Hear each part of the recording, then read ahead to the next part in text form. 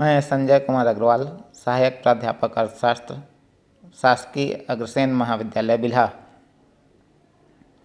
प्रिय छात्र छात्राओं, आज हम एमए अर्थशास्त्र द्वितीय सेमेस्टर प्रथम प्रश्न पत्र माइक्रो आर्थिक विश्लेषण के यूनिट 4 के अंतर्गत लाभ के सिद्धांत का अध्ययन करेंगे। लाभ का जोखिम का सिद्धांत। इसका प्रतिपादन अमेरिकन अर्थशास्त्री प्रोफेसर हाले ने सन 1907 में किया। इस सिद्धांत के अनुसार लाभ साहसी द्वारा जोखिम उठाने का पुरस्कार है। व्यवसाय के जोखिम को साहसी उठाता है, उसकी सेवाओं के प्रतिफल के रूप में साहसी को लाभ मिलता है। जोखिम के प्रकार: प्रतिस्थापन संबंधी जोखिम, उत्पादन के विपणन संबंधी जोखिम, अनिश्चितता संबंधी जोखिम, अप्रचलित जोखिम। मशीनों के निरंतर प्रयोग से प्रतिवर्ष मशीनें खराब हो जाती हैं और उनकी जगह नई मशीनें लगानी पड़ती हैं। नई मशीनें कौन कौन सी लगाई जाए या कौन सी तकनीक का उपयोग किया जाए, यह निर्णय साहसी भविष्य को ध्यान में रखकर करता है। साहसी भविष्य की मांग का अनुमान लगाकर उत्पादन संबंधी निर्णय लेता है। यदि उसके अनुमान सही होंगे तो उसे लाभ मिलेगा, अन्यथा हानि होगी। विभिन्न उद्योगों में जोखिम भिन्न भिन्न होता है। जोखिम की मात्रा में अंतर के कारण लाभ में भी अंतर होता है। जिन व्यवसायों में जोखिम की मात्रा अधिक होती है, उनसे मिलने वाला लाभ भी अधिक होता है तथा कम जोखिम वाले व्यवसायों में लाभ भी कम होता है। आलोचना: लाभ मात्र जोखिम उठाने का पुरस्कार नहीं है। लाभ नवप्रवर्तन अपनाने, एकाधिकारी शक्ति, साहसियों की कुशलता, योग्यता, दूरदर्शिता, व्यवसाय के संगठन पर भी निर्भर होता है। कार्वर के अनुसार लाभ जोखिम कम करने का पुरस्कार है, न कि जोखिम उठाने का।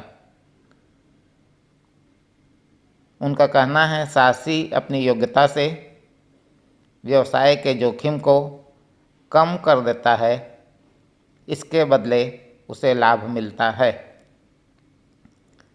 सभी प्रकार का जोखिम लाभ कम नहीं करता। प्रोफेसर नाइट के अनुसार लाभ केवल अज्ञात जोखिम उठाने का पुरस्कार है। ज्ञात जोखिमों के बदले कोई लाभ नहीं मिलता। साहसी सिर्फ लाभ के लिए जोखिम नहीं उठाता। कुछ साहसी स्वतंत्र प्रकृति के होते हैं। वे अपनी व्यावसायिक स्वतंत्रता बनाए रखने हेतु भी जोखिम उठाते हैं। लाभ का अनिश्चितता वहन का सिद्धांत।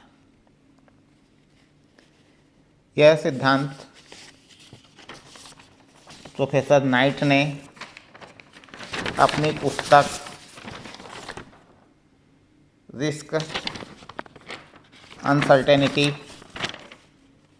एंड प्रॉफिट 1921 में दिया। प्रोफेसर नाइट के अनुसार लाभ अनिश्चितता सहन करने का पुरस्कार है। लाभ की मात्रा अनिश्चितता सहन करने की मात्रा पर निर्भर करती है। नाइट ने जोखिम को दो भागों में बांटा: पहला ज्ञात या निश्चित जोखिम, दूसरा अज्ञात या अनिश्चित जोखिम। ज्ञात या निश्चित जोखिम वे जोखिम हैं जो पहले से ज्ञात होते हैं, जिनका बीमा कराया जा सकता है, जैसे चोरी, आग लगना, दुर्घटना, टूट फूट आदि। इन घटनाओं का बीमा करा सकते हैं, अतः इनमें अनिश्चितता नहीं रहती। यहाँ जोखिम उठाने का काम बीमा कंपनी करती है। इसका प्रीमियम सासी अपनी उत्पादन लागत में जोड़ते हैं। नाइट के अनुसार सासी को इस प्रकार के जोखिम का कोई पुरस्कार नहीं मिलता।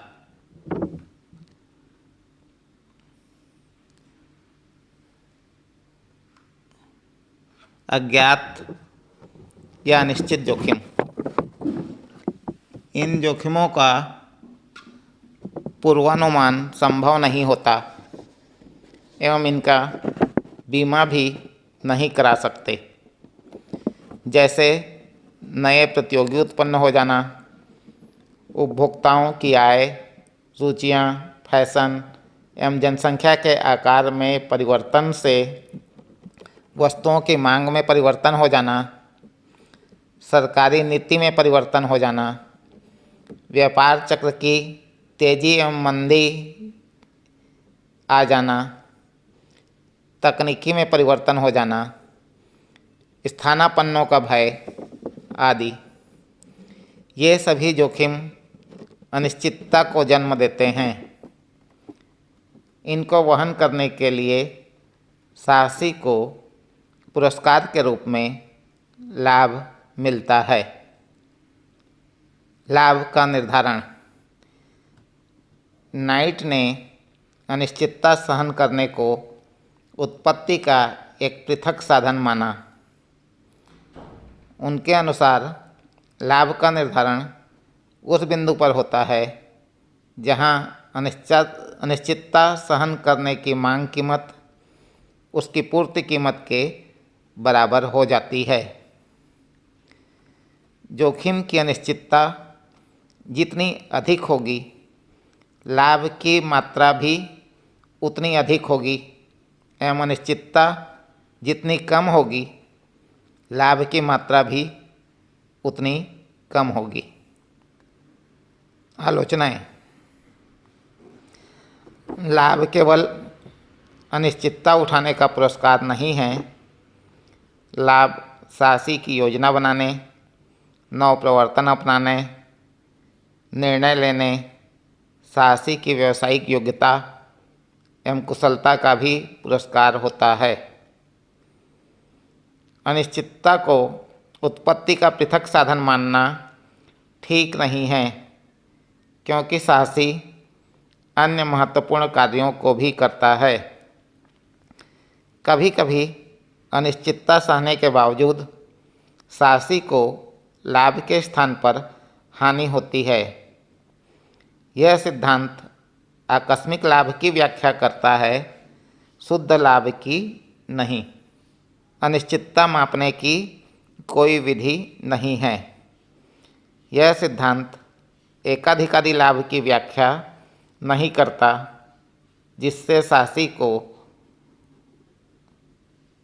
अनिश्चितता वहन नहीं करनी पड़ती।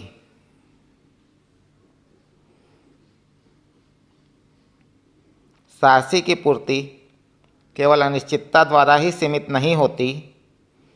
इस पर अन्य तत्वों जैसे पूंजी का अभाव, अवसरों का अभाव, आर्थिक दशाएं एवं सरकारी नियमों का भी प्रभाव पड़ता है।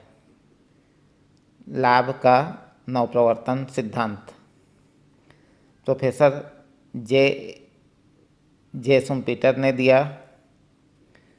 यह सिद्धांत क्लार्क के प्रायोगिक सिद्धांत से मिलता जुलता है। शुम्पीटर के अनुसार साहसी या उद्यमी का कार्य नवप्रवर्तन अर्थात नए आविष्कार को अपने उद्यम में लागू करना है। इन नवप्रवर्तनों के फलस्वरूप उद्यमी को जो पुरस्कार प्राप्त होता है वह लाभ कहलाता है। शुम्पीटर के अनुसार लाभ केवल प्रायोगिक अर्थव्यवस्था में मिलता है और नवप्रवर्तन अर्थव्यवस्था को प्रायोगिक बनाते हैं। शुम्पीटर के अनुसार नवप्रवर्तन का अभिप्राय वस्तु के उत्पादन एवं बिक्री की दशाओं में किए जाने वाले उन सभी परिवर्तनों से है जिनका उद्देश्य वस्तु की उत्पादन लागत में कमी करना या वस्तु की बिक्री में वृद्धि करके आय को बढ़ाना होता है। नवप्रवर्तन निम्न प्रकार के हो सकते हैं: उत्पादन की नई पद्धति को लागू करना, नई वस्तु का उत्पादन, नए बाजार की खोज, कच्चे माल के नए साधनों की खोज, उद्योग का पुनर्गठन। साहसी नवप्रवर्तनों की मुख्य प्रेरक शक्ति है। शुम्पीटर के अनुसार इन नवप्रवर्तनों को उत्पादन क्षेत्र में लागू करने से साहसी को लाभ मिलता है। शुम्पीटर ने वैज्ञानिक एवं नवप्रवर्तन में अंतर किया है। वैज्ञानिक नई विधि एवं नई तकनीक की खोज करता है, परंतु नवप्रवर्तक इन खोजों का प्रयोग अपने व्यवसाय में करता है। नवप्रवर्तनों को लागू करके साहसी अपनी वस्तु को दूसरे उत्पादकों की तुलना में कम लागत पर उत्पादित करके अधिक मात्रा में बिक्री करके लाभ कमाता है। नवप्रवर्तन से उत्पन्न होने वाला लाभ अस्थायी प्रकृति का होता है। जैसे जैसे नई फर्में इस नवप्रवर्तन को अपना लेती हैं, आविष्कार प्रचलित हो जाता है, इसमें कोई नवीनता नहीं रहती एवं मिलने वाला लाभ क्रमशः कम होकर समाप्त हो जाता है। गतिशील अर्थव्यवस्था में कोई योग्य साहसी पुनः किसी नवप्रवर्तन को अपनाता है एवं यह क्रम चलते रहता है। आलोचना: सिद्धांत लाभ को जोखिम उठाने का पुरस्कार नहीं मानता। शुम्पीटर के अनुसार जोखिम पूंजीपति उठाता है, न कि साहसी। आलोचकों का कहना है साहसी का महत्वपूर्ण कार्य जोखिम उठाना होता है। साहसी के कार्य को संकीर्ण कर दिया है। साहसी का लाभ नवप्रवर्तन के कारण ही नहीं होता, बल्कि साधनों को संगठित करने, व्यवसाय की अनिश्चितता सहन करने, प्रबंध करने आदि कारणों से भी मिलता है। यह सिद्धांत लाभ की मात्रा निर्धारित करने में असमर्थ है। सभी उद्यमी नवप्रवर्तन का प्रयोग नहीं कर पाते, परंतु लाभ उन्हें भी मिलता है। लाभ स्थैतिक समाज में भी उत्पन्न होता है, जिसकी यह सिद्धांत व्याख्या नहीं करता। धन्यवाद।